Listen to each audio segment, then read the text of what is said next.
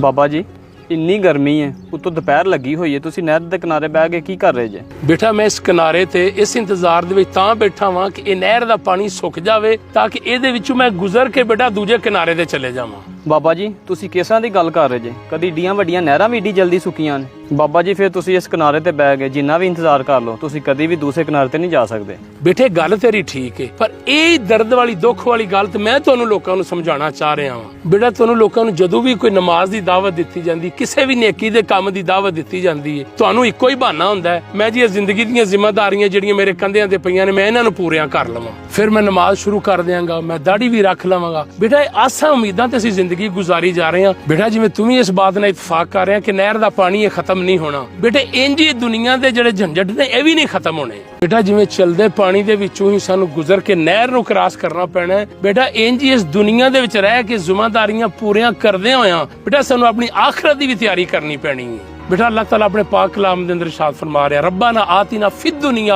हसना व फिल आखिरती हसना व कीना अज़ाब अन्नार, कि या अल्लाह मेरी दुनिया भी अच्छी कर दे, या अल्लाह मेरी आखिरत भी अच्छी कर दे। बेटा दीन दुनिया तो अलहदा नहीं है, लिहाजा दुनिया दे विच रहिंदे होया जिवें दुनिया दी कोशिश दे अंदर लगे होया इसे तरह बेटा असीं आखिरत दी भी कोशिश करदे रहिए, दुनिया भी अच्छी हो जाएगी ते आखिरत भी बेटा साडी अच्छी हो जाएगी।